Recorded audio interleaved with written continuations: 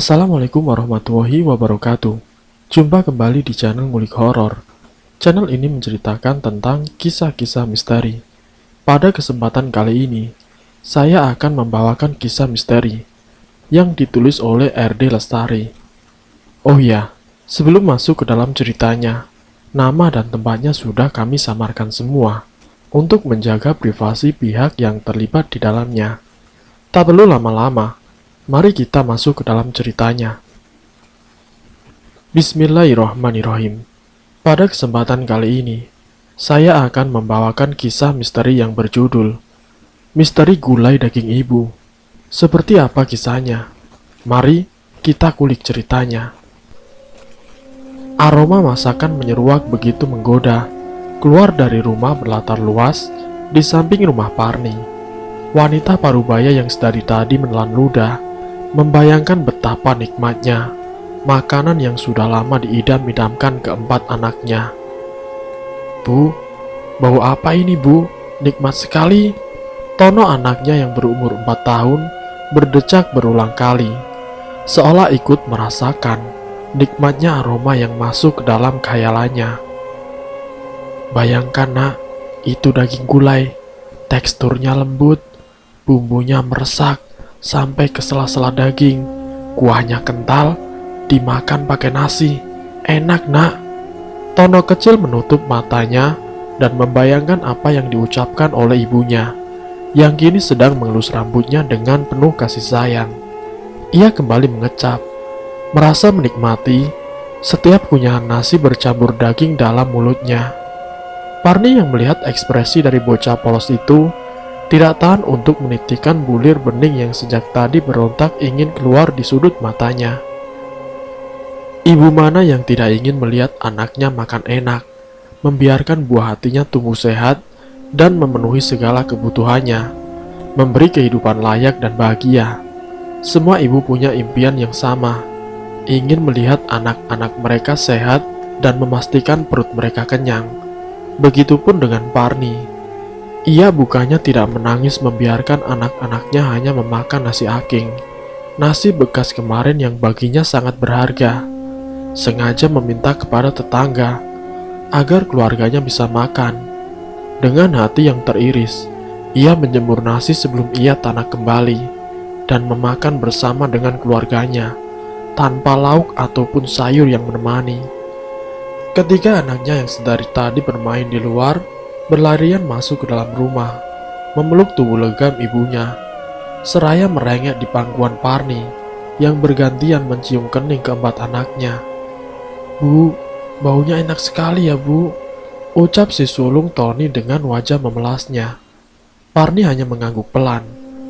Kapan kita bisa masak gulai bu? Tini pengen bu, timpal anak keduanya. Tono juga bu, Tony juga bu, Tina juga bu. Dicecar pertanyaan yang tidak mungkin ia jawab, Parni hanya mengelus senyum getir dan beranjak dari duduknya. Nanti ibu buatkan, sekarang kalian makan yang ada dulu ya. Ibu mau ke rumah nenek dulu, ujar Parni. Oh ya, ibu nitip bapak sebentar ya. Keempat anaknya melonjak girang, sementara Parni melangkah gontai keluar rumah. Pikirannya bingung bukan kepalang. Dari mana ia bisa mendapatkan daging? Jangankan daging, telur pun ia tidak mampu. Kemudian Parni terbit keinginan hatinya untuk meminjam uang pada mertuanya. Tapi ketika teringat kembali, jika mertuanya sudah mewanti-wanti untuk tidak datang menginjakkan kaki lagi di rumahnya, membuat wanita parubaya itu mengurungkan niatnya dan memilih duduk di bawah pepohonan rindang yang dekat dengan area pemakaman. Itulah akibat jika masih melawan dengan orang tua. Sekarang kau urus saja gitu suamimu itu. Aku tidak sudi melihat mukamu lagi. Sejak awal aku sudah tahu jika kamu itu akan menjadi masalah buatku dan juga anak-anakku. Tapi memang dasar ngeyel, dia tetap mau menikahimu. Salah siapa masih nekat menikah, padahal kamu tahu, aku tidak suka. Kata-kata menyakitkan itu selalu terngiang dan seolah enggan untuk pergi dari benak Parni. Hatinya terlampau sakit. Air matanya kembali menganak sungai, menyebabkan sesak dalam dadanya. Wanita itu kemudian memejamkan mata dan menengadah ke atas, membiarkan perih di hatinya. Kembali wajah keempat anaknya dan suaminya membayangi di pelupuk mata. Ia terhenyak saat mendengar suara beberapa orang yang berbincang dari area pemakaman. Ia lalu membuka mata dan berdiri, mengintip ke dalam area pemakaman, demi menuntaskan rasa penasaran di dalam pikirannya. Benar saja, 4 orang lelaki dewasa sedang menyangkul, dan sebagian menggali di tengah pemakaman. Dari percakapan mereka, Parni tahu jika ada bayi yang akan segera dimakamkan saat itu juga. Parni mengintip di balik tembok yang membatasi area pemakaman dengan kebun warga. Sebuah ide terbit begitu saja, ide gila yang akan menjawab semua gundah yang ada di hatinya. Parni tersenyum riang kala membawa sebuah karung putih di pundaknya. Ia sengaja menghindar dan bersembunyi jika ada tetangganya yang lewat. Saat keempat anaknya bertanya, Parni hanya memberi pesan untuk menunggu bersama bapaknya. Tidak ada seorang pun yang boleh masuk ke dapur. Selama proses memasak, anak-anaknya pun menurut. Yang penting mereka bisa makan. Jika hanya disuruh menunggu, itu bukan hal yang sulit untuk dikerjakan. Sebuah senyuman bahagia tersungging di bibir Parni. Tangannya amat lihai mencincang daging dan juga meracik bumbu. Sebagian daging ia masukkan ke dalam kulkas yang sudah berkarat. Sisa kejayaan suaminya sebelum sakit-sakitan. Daging pun ia masukkan.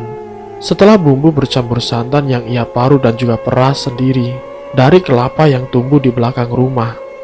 Wajahnya begitu bahagia, begitu memikirkan keempat anak dan juga suaminya makan dengan lahapnya. Karena untuk pertama kali ia memasak makanan yang diimpikan seluruh keluarganya. Aroma gulai menguar memenuhi ruangan. Keempat anak Parni berteriak girang, seolah tidak sabar untuk menyantap hidangan yang dibuat oleh ibu mereka. Parni menuang gulai daging yang sudah matang ke dalam mangkuk dan membawanya keluar dengan hati yang bergumur riang. Keempat anaknya menyambut dengan gembira. Mereka makan dengan amat lahap, hingga meminta tambah berulang kali. Sementara Parni dengan rasa sayang menyuapi suaminya Gito yang bersandar di ujung ranjang. Parni menatap haru keempat anaknya yang mengucap terima kasih kepadanya. Ia tersadar dari lamunannya kala mendengar suara serak Gito suaminya. "Dari mana uang untuk beli daging, Bu?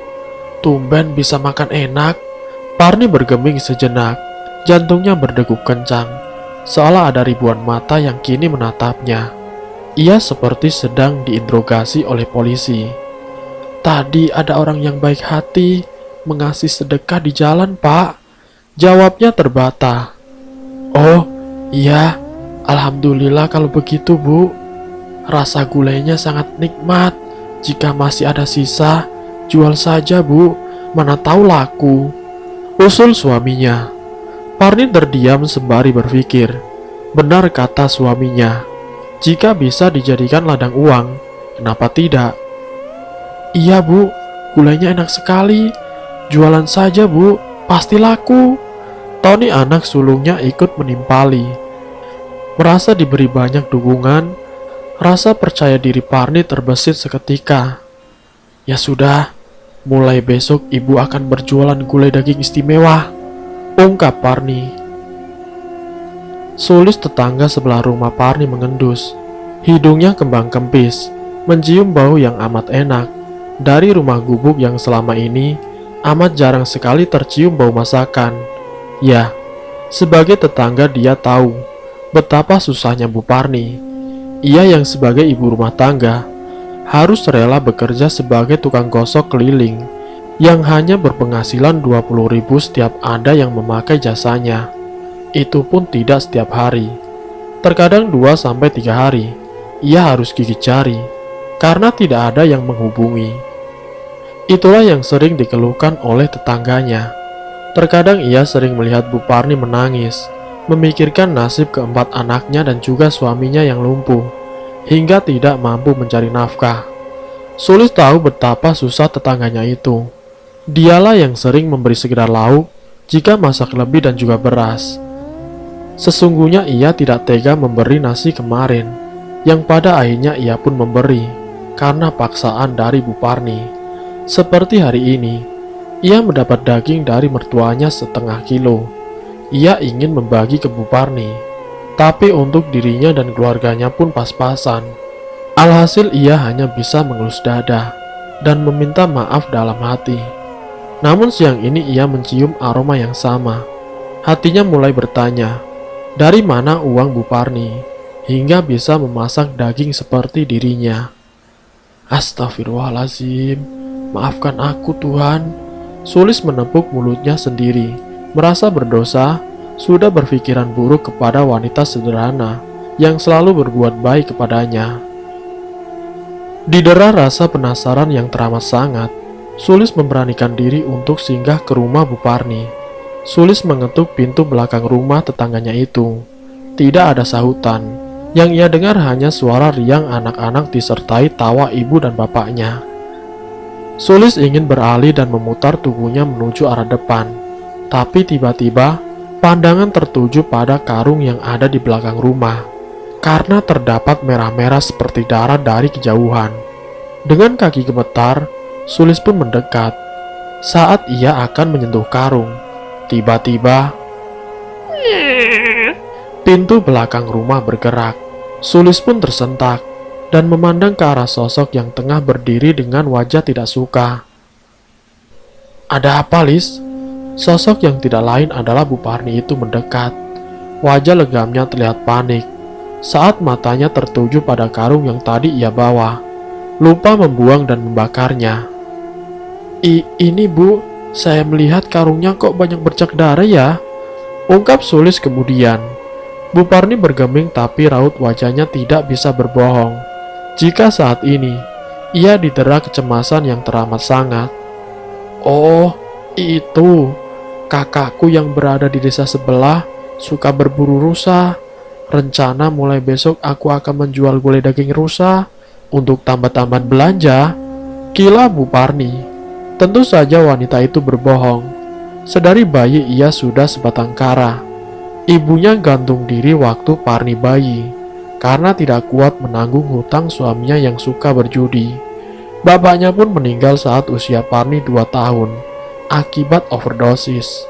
Parni kecil akhirnya dirawat neneknya yang akhirnya meninggal saat Parni berusia 18 tahun. Parni dewasa sebelum waktunya. Ia harus bisa mengurus semua seorang diri, termasuk dalam mencari nafkah. Dalam hatinya selalu berkata, apapun akan aku lakukan demi melihat anak-anakku bahagia. Oh, begitu ya Bu. Tadi saya mencium bau yang sangat harum, makanya saya kesini. Mau tanya resep gitu Bu. Sulis menyunggingkan senyumnya. Ia tidak enak hati karena ketahuan mengintip di belakang rumah Bu Parni. Senyum seketika terbit di bibir Bu Parni. Oh, kebetulan saya memang mau mencicipi daging rusa yang digulai khas resep kampung saya. Bu Parni lantas masuk dan tidak lama membawa semangkuk gulai. Ini dicicipi. Nanti kasih saran apa yang kurang sebelum saya jual ya. Kembali Bu Parni menyunggingkan senyum dan menyerahkan mangkuk yang berisi gulai daging pada Sulis. Terima kasih Bu, ujar Sulis senang. Sama-sama, tapi lain kali jangan datang dari pintu belakang ya. Kata orang dulu gak sopan.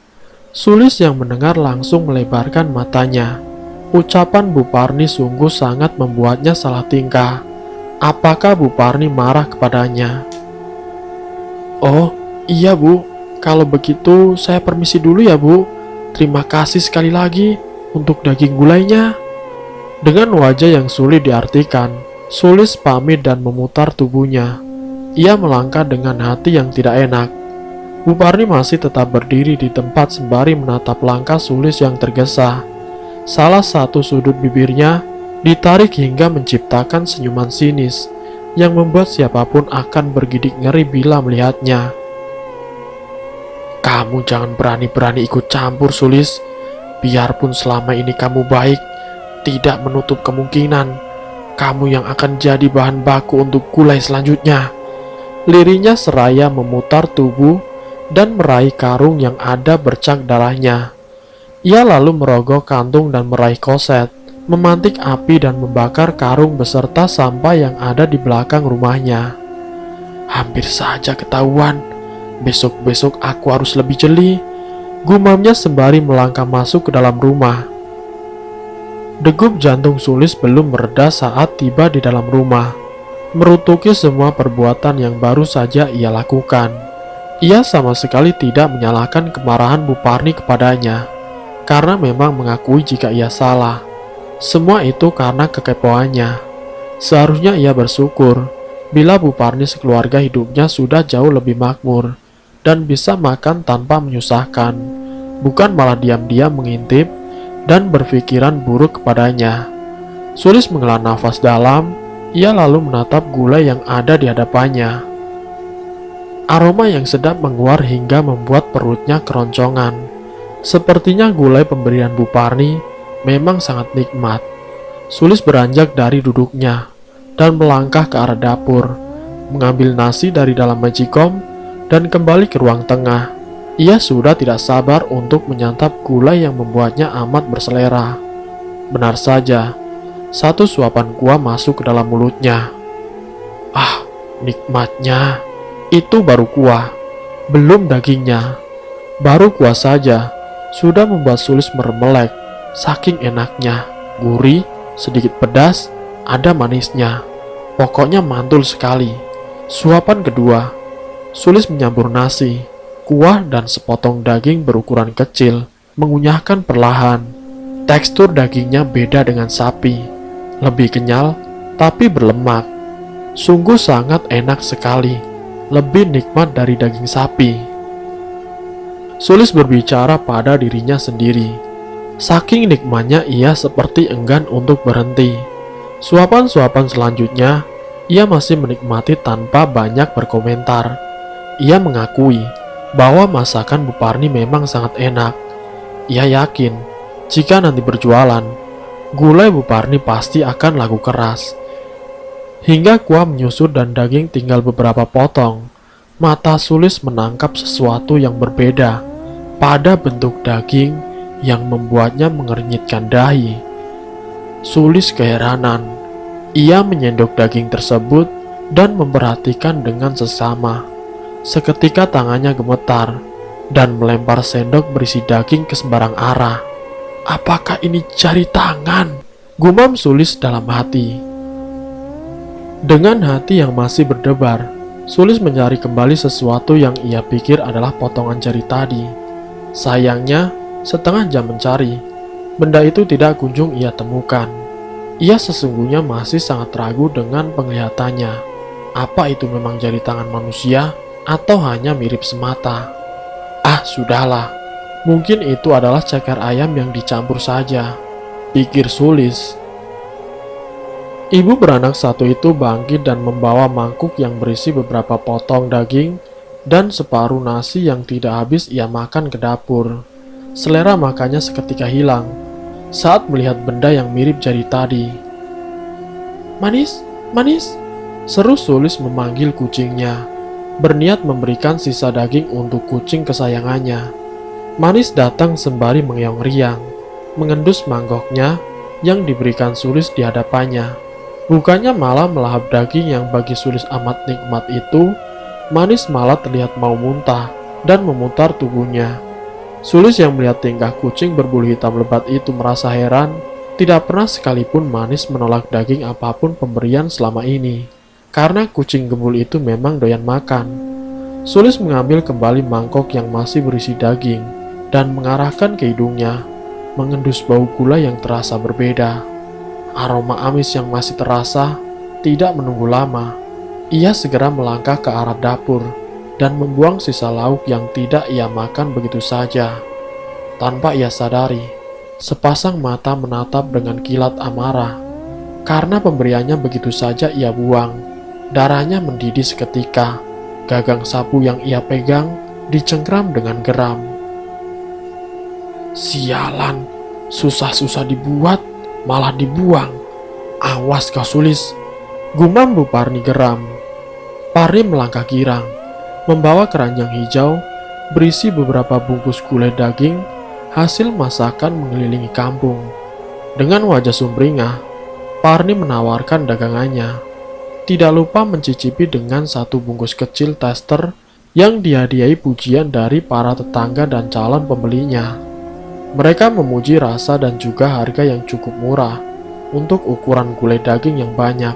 Dalam sekejap, jualan Parni ludes tanpa sisa. Ia melangkah riang menuju ke rumah. Selama setahun belakangan, semenjak suaminya mengalami sakit lumpuh, tidak pernah ia memegang uang sebanyak hari ini. Berbagai asa ia ukir di dalam kalbunya, membeli beberapa jajan yang selama ini dirindukan anak-anaknya. Selama ini anak-anaknya hanya bisa menelan ludah saat melihat teman-temannya seusianya menyantap makanan ringan. Mereka hanya bisa melihat tanpa mampu meminta, karena mereka tahu seberapa sulit hidup mereka.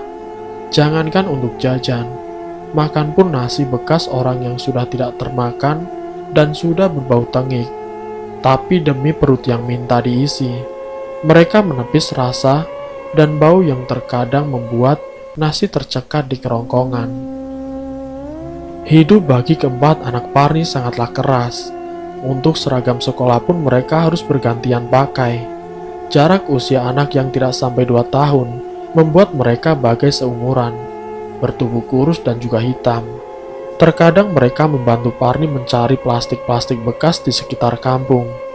Mereka anak-anak yang baik, yang mengerti bagaimana susahnya kedua orang tua di usia teramat belia. Tony anak pertama saja belum genap berusia 10 tahun.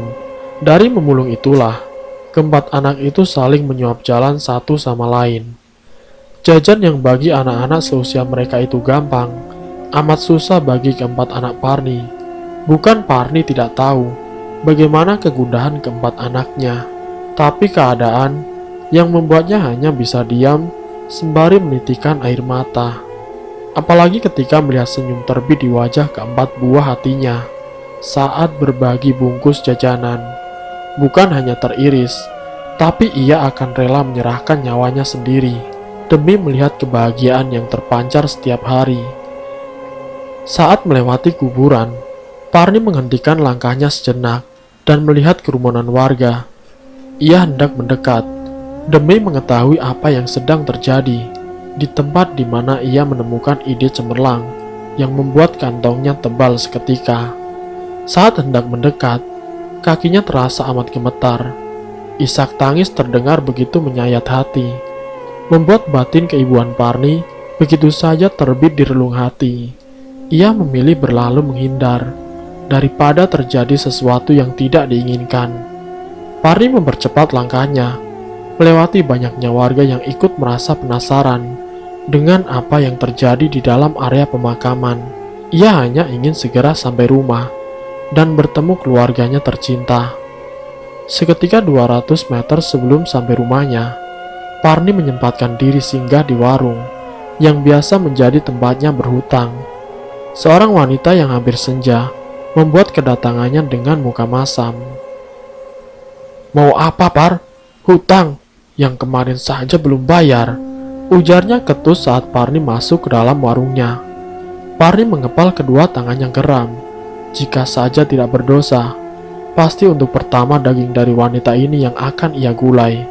Parni menatapnya dan membayangkan, jika lidah yang mengeluarkan ucapan kasar itu, ia potong-potong dan dicampur dengan cabai rawit dan juga irisan bawang, serta daun salam.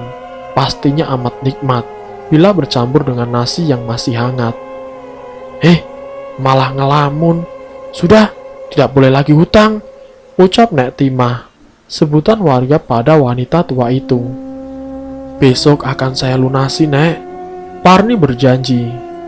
"Ini untuk menyicil hutang, dan ini untuk membeli beras dan jajan." Parni menyerahkan beberapa lembar uang 10 ribuan. Tumben bisa menyicil hutang dan membeli beras. Biasanya minta nasi bekas tetangga, sindir Nek Timah.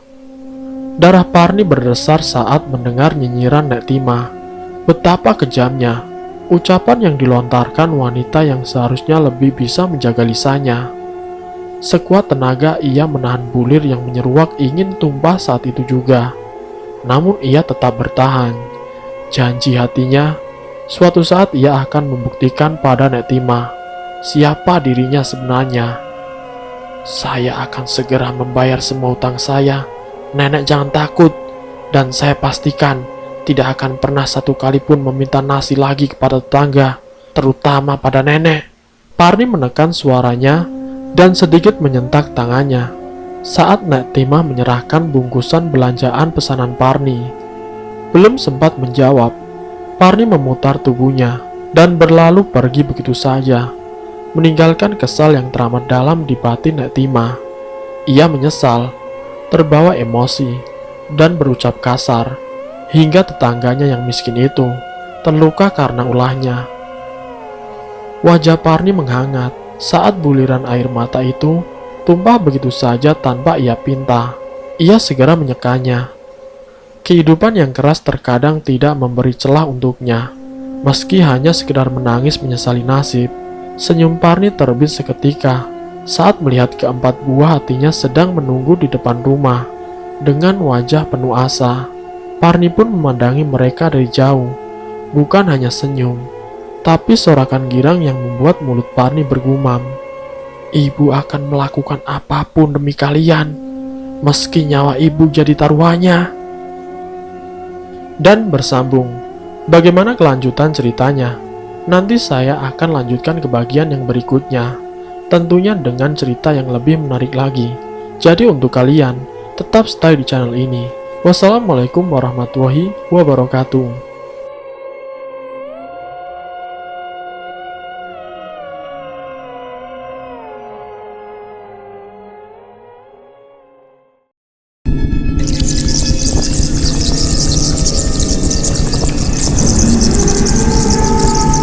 Selamat datang di channel Ngulik Horor.